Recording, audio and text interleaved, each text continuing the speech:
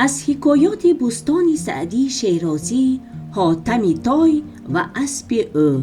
حاتم طای که با سخاوتمندی و عالی‌همتی نام برآورده بود، یک اسب سیاهی بمانند داشت.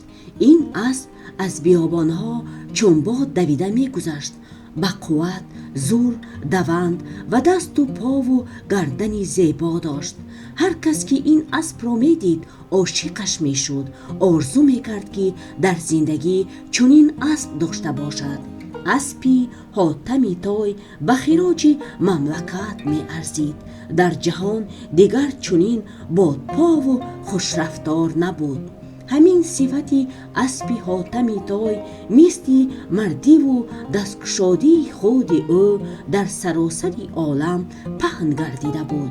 شاهی مملکت دیگر خواست که عالی همتی حاتم طای را امتحان نماید و بیند که او در حقیقت سخاوتمند است یا نه.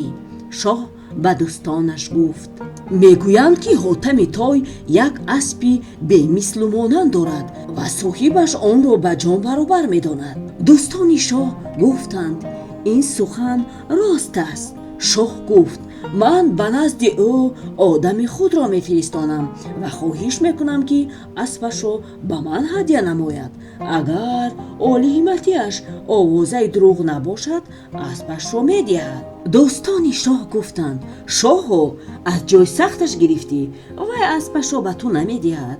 شاه خرسند شد: ندهد بسیار خوب می شود. من اثبات می کنم که شهرت و آوازه حاتم طای ساخته و دروغ است. روزی دیگر دو سه نماینده شاه راهی کشوری حاتم طای را پیش گرفتند. آنها با عذاب و رنج زیاد شبانه به منزل حاتم طای رسیدند. صاحب منزل دو دست پیش بر مهمانان را خوش آمدید گفت و در خانه گرمی بر هوا جای داد. با فرمایش او خدمتگارانش اسب را کشته کباب پختند و مهمانان را خوب مهمانداری کردند. ما به نزد تو با خواهش شاه همان آمدیم. حاتم طای دو دست پیش بر تبسم کرد: ما همیشه به خدمت آمده هستیم.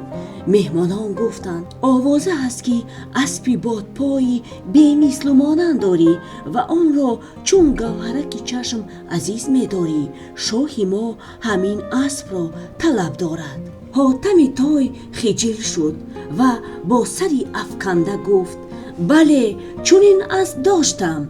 مهمانان با چشم سوال به او نگریستند: چه خیل داشتی؟ کجا شد اسب تعریفیت؟ حاتم طای باز با همان خجالت گفت: شب بارانی سخت بود، نتوانستم که به چراگاه آدم فرستم و اسب دیگر را بیارم.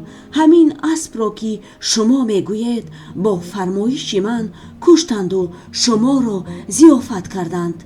اوه از جگری مهمانان برآمد: نه خود که چنین اسبی ارزنده جهان را بهر ما کشته باشی.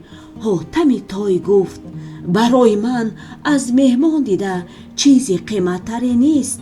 مهمانان و مردی و عالی همتی حاتم طای قایل شده شاه دست به گریبان گرفت و گفت: به نام خدا راست میگویند کسی در لطف و کرم به حاتم طای برابر نیست.